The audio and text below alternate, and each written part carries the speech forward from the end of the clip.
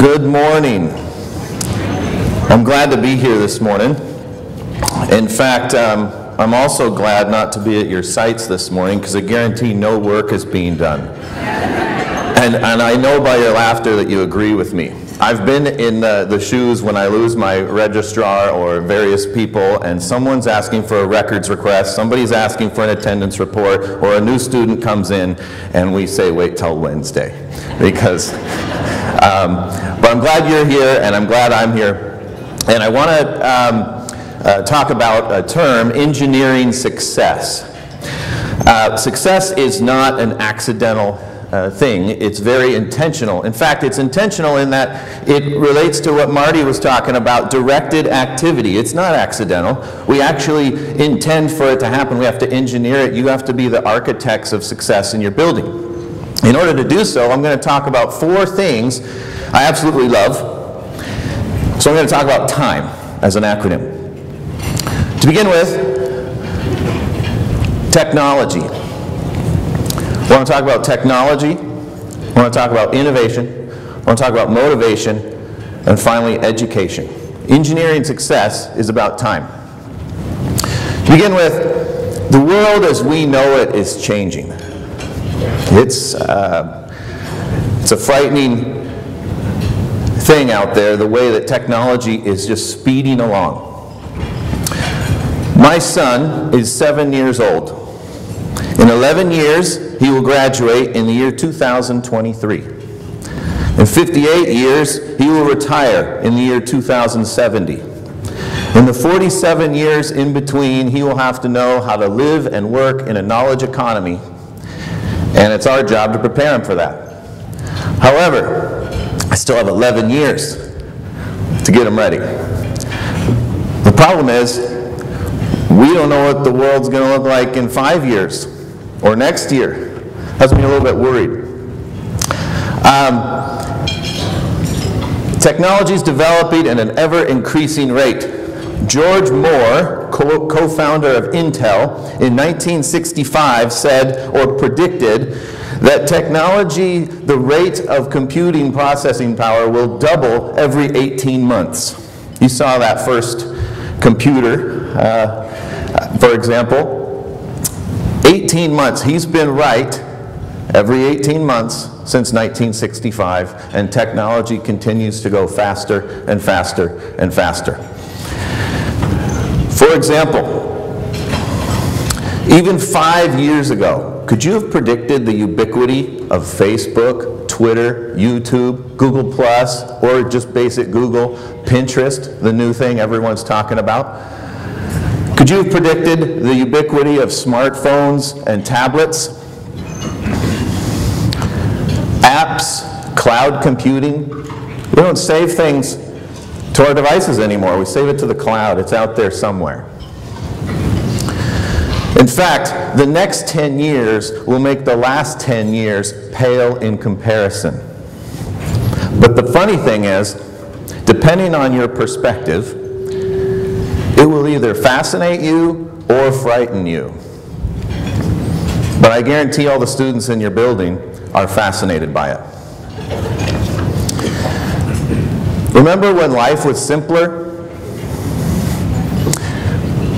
Every year, Beloit College in Wisconsin, in Cliff Stomping Grounds, puts out a list they call the Mindset List. And the Mindset List is an opportunity for the staff to understand the incoming freshmen and the way they view the world. The incoming freshmen this year at Beloit College are this year's also graduating seniors. How do they think of the world? Remember when Amazon was a river in South America and not an online store you could buy just about everything? Remember when LBJ meant Lyndon Baines Johnson and not LeBron James? Remember when there was no such thing as Facebook or Google, or there was no internet, or we had video stores? Remember video stores? I think there's a couple around still. Remember when no one had cell phones and people wore watches, and now we don't need to? Don't touch that dial. What dial? This year's graduating senior class the same class as this year's incoming college freshmen, have no understanding of this world. That's why Beloit College comes up with the mindset list. The world is changing. Evidence of our changing society. Of all the adults that use the internet, 96% of them have email. 96%. However, only 74% of teens use email, and most of them only do so to communicate with the adults that use email. They're not connecting with each other. They have other means of doing so. It's much easier to update your status, pin something, tweet, text, etc.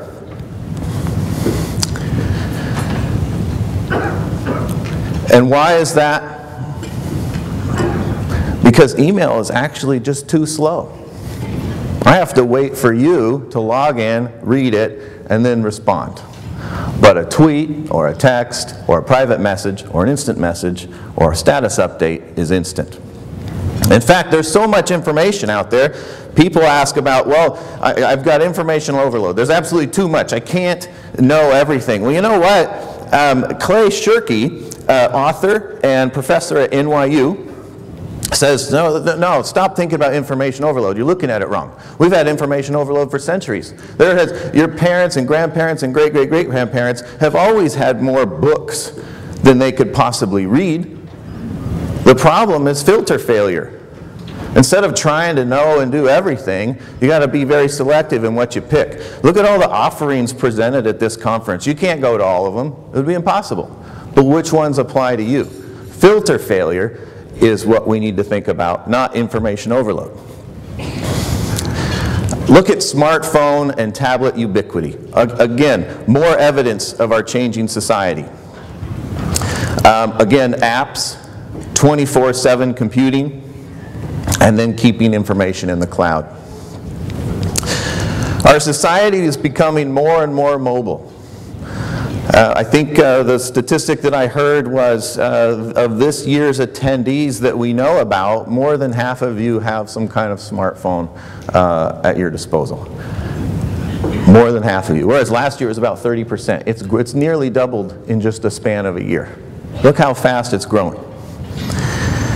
This year, app-driven tablets and smartphones have outsold desktops and laptops for the first time in history. More of us are buying smartphones and tablets than we are laptops and desktops.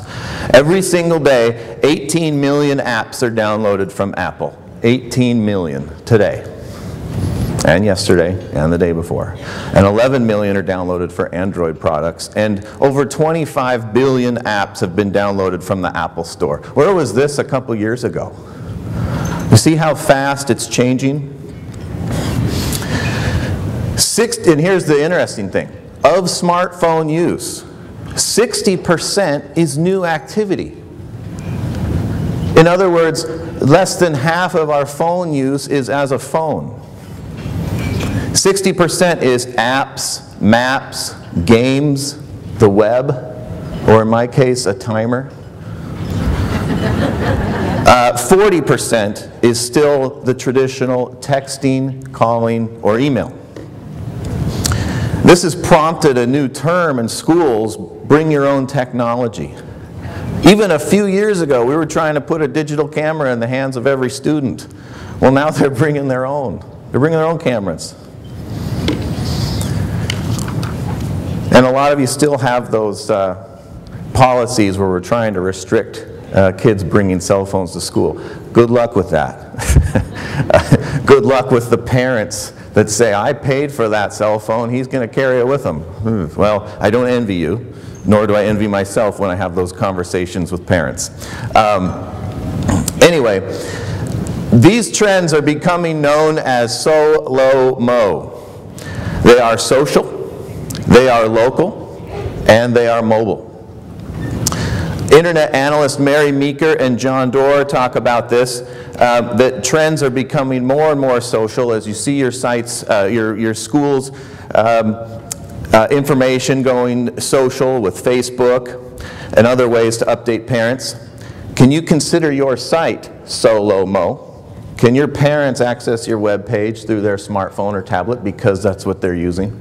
Or is it just slow-mo? Consider the potential for education. It's ubiquitous. This stuff's everywhere. Get used to it. It's actually affordable, believe it or not. And schools are spending more money on new technology than they are on the old technology that kids are bringing themselves. It's personal.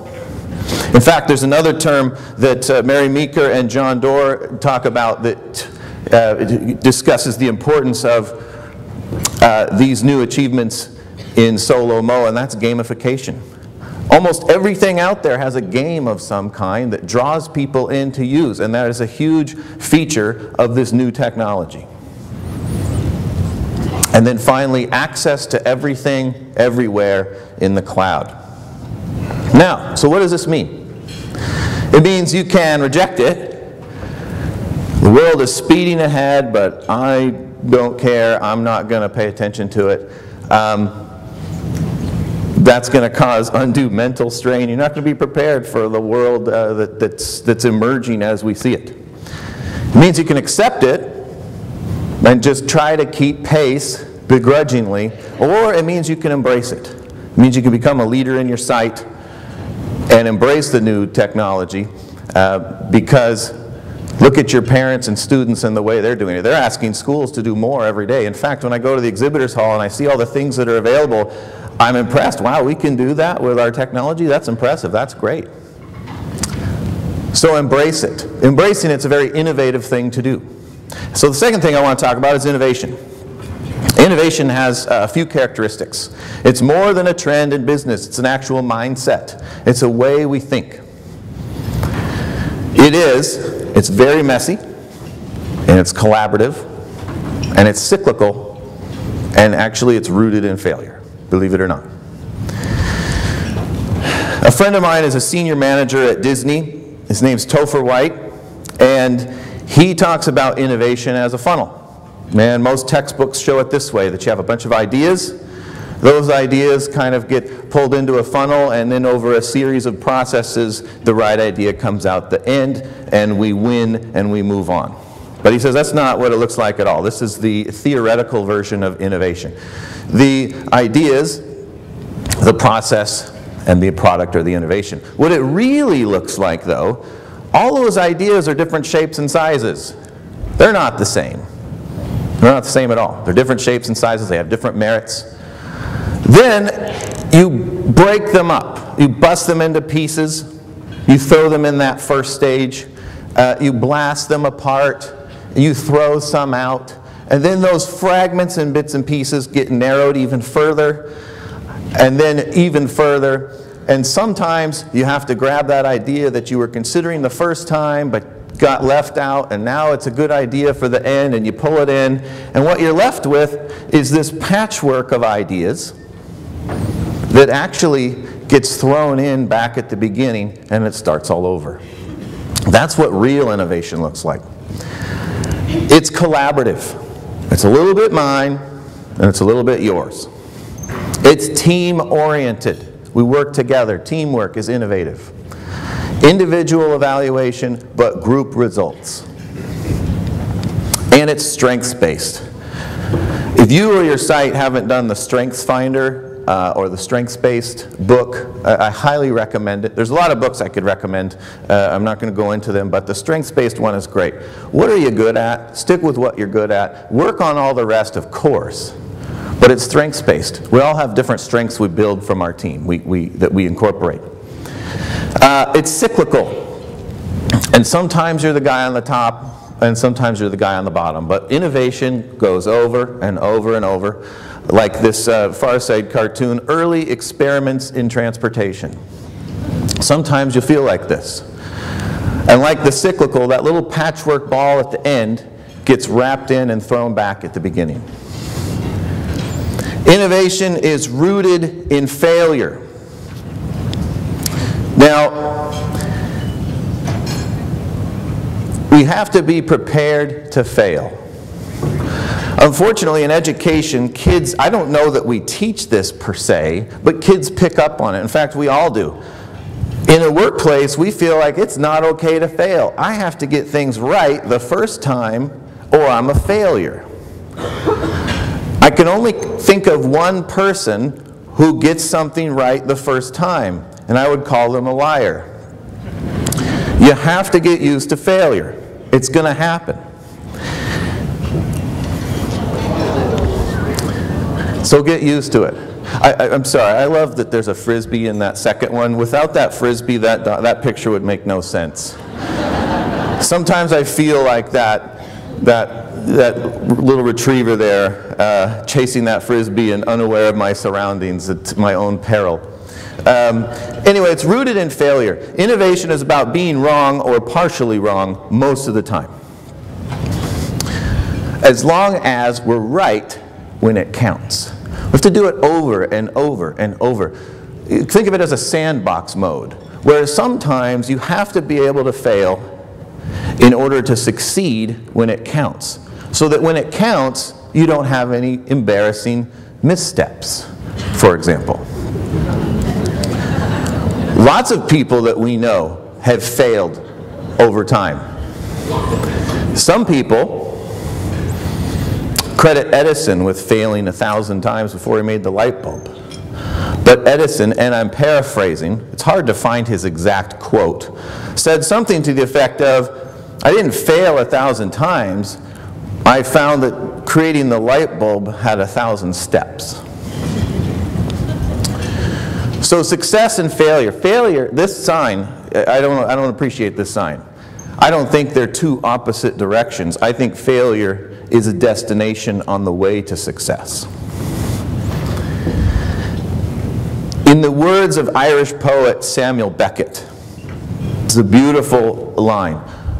12 simple words, 6 simple sentences, 1 great idea. Ever tried, ever failed, no matter, try again, fail better. Just fail better this time. And finally, motivation.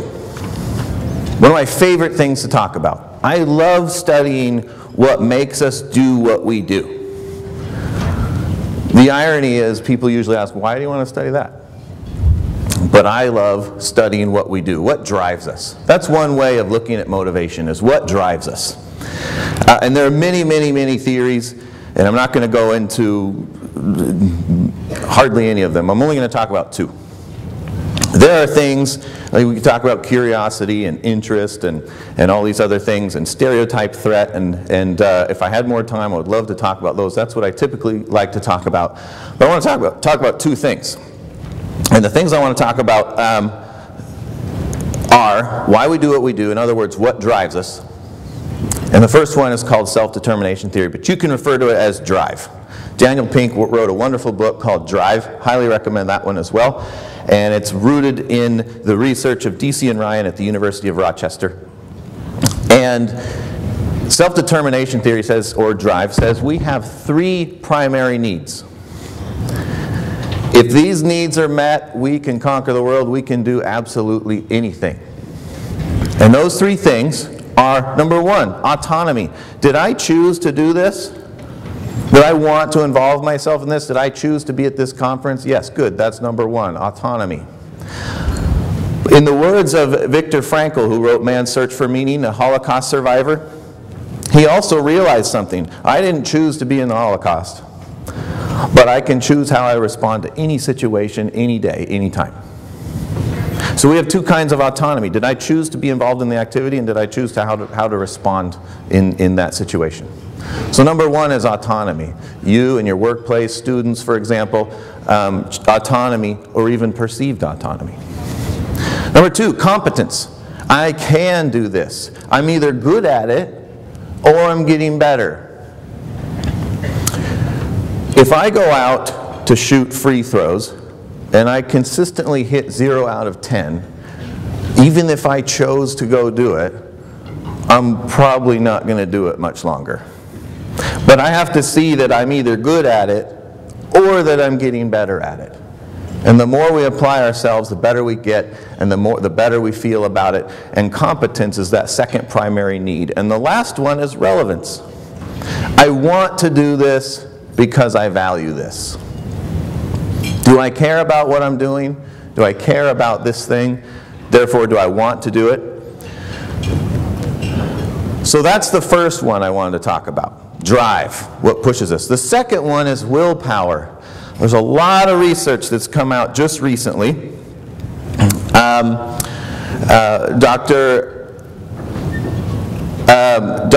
Roy Baumeister from Florida State University is one of the premier researchers in willpower. And it's an amazing thing. It's actually, this is surprising, willpower is like a muscle. The more you use it, the better you get at it. And look at this picture, for example. Willpower is about I will, I won't, or I want. It's those three things, and how we interact with those things. You know what those dogs want to do, but they're not.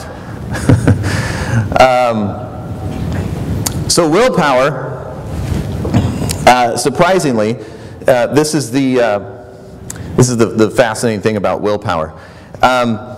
It actually taxes our glucose reserves in our body. So I'm going to tell you about the cookie study done at Florida State University. Two groups of people were brought into a room, not at the same time, but one group was brought in this room, and they were told to wait in this room individually. First the control, then the test group. The one group was brought in, and this room smelled like freshly baked cookies, and on a table there was a plate of chocolate chip cookies, fresh made, and there was also a bowl of radishes. One group was brought in and said, we need you to wait here, one at a time, and wait till we set up the experiment in the next room. Well, the experiment was really to make them wait in a room that smelled of delicious cookies. And then in the next room, after they waited about 15 minutes, each person went into the next room to accomplish a series of puzzles. What they didn't realize was the puzzles are impossible to solve. What we were looking for was how long it took each person before they gave up. The first group was brought in and said, don't touch the cookies, they're for something else later on, but you can have as many radishes as you want. And then they had to go into the next room and try to solve these puzzles. The second group came in and they said, help yourself to the cookies, you have as many as you want while you're waiting for us to set up this other experiment. Then they walked in. The group that was able to eat the cookies spent nearly 20 minutes on average before they gave up on the puzzle. The group that had to resist the cookies and only eat the radishes gave up after 8 minutes. When we're resisting something, we're taxing our glucose reserves. We get tired, we make too many decisions, it's easy to give up. Willpower is like a muscle. Our brain accounts for 2% of our body weight, 20% of our oxygen consumption, but 25% of our glucose consumption. We get tired. Our kids get tired. We get tired at work. We get tired in school. We get tired in our personal lives. In fact, research has shown that 25% of our waking hours is spent resisting something. Resisting the extra piece of chocolate, resisting not going to exercise, resisting going to bed earlier, watching TV, surfing the web, a text message or something. In fact, how many of you have already gotten a text message in this session? And by the way, a little non sequitur side note here, by all means, I'm not one of those guys that says turn off your phone. Because I already said your school wasn't running properly by being here. You better check those texts so that somebody knows how to do what you do when you're there. Anyway, resistance, willpower. There is a way to boost your willpower. And by the way, I'm only the messenger, so don't be angry with me. But number one, get plenty of rest. Number two, eat a balanced diet. And number three, exercise. And I understand the irony that I do none of these things. And yet, I would like to know what that would be like, but maybe I'm not curious enough. Anyway, in fact, upon being told, I have an intervention for you, and if you try this thing, your life will be better. You'll be healthier, you'll be able to resist temptation more, you'll be able to think better, and you'll feel better about life. Would you do that? Would you take that intervention? And you'd say, yeah, bring it on. I'd love to know what this is. And if you were told it's exercise, oh, well, never mind. Perhaps it's not worth it. Because that's what I say, actually. So, plenty of rest, balanced diet, and exercise. Very important to boosting willpower. After all, 28 days to make a habit, right? Just try it over and over. These are important things, and consider that picture of the dogs staring at the cat. That would be a very different picture if those dogs were tired and hungry. I guarantee it. We have a partnership with the county sheriffs, and they bring a drug dog in sometimes. And despite how amazing that little guy is, he only has 30 minutes before he's worn out. He can only sniff around and all that kind of stuff with all that stimuli for 30 minutes before he needs lots of water and about an hour or so to rest. You know, so the point being, even dogs get tired. I don't want to compare a working like a dog scenario, but anyway. And the last one, E, education. This is our purpose. This is why we're here, right? In fact, there's no greater calling than to improve the lives of others. The definition of a nonprofit, I've read somewhere, is to increase human potential and decrease human suffering. And isn't that what we do? Abraham Maslow, who created Maslow's hierarchy, I used to teach psychology, a lot of different things before I became an administrator. Every psychology textbook I've ever seen, at the very top of Maslow's pyramid, if I asked you, most of you would say, well, yeah, the top is self-actualization, being the best I can be. But Maslow had one more level that nobody really talks about, and he developed it in the twilight of his career, just before he passed away. And he thought, no, there's something else beyond self-actualization. And it explains people like Mother Teresa and Gandhi and Martin Luther King, for example. And he called it self-transcendence. And he said, it's rising above yourself in order to help out others. In fact, he said, find yourself by losing yourself in the service of others. And that's what we do. So it's about time. Engineering success is about time.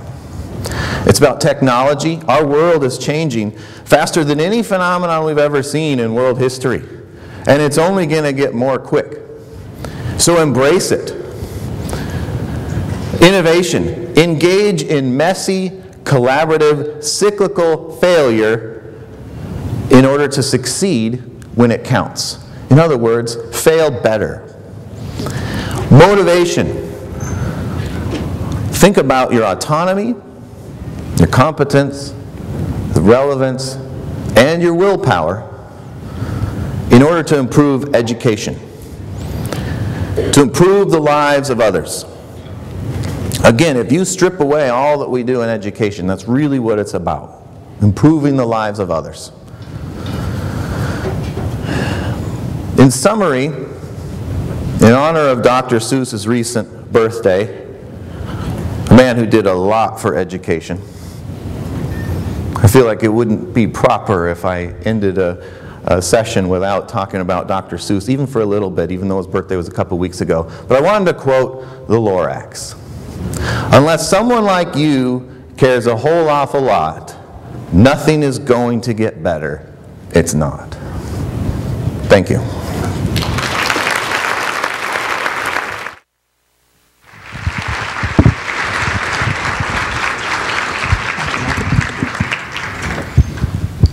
Thank you. Just a minute.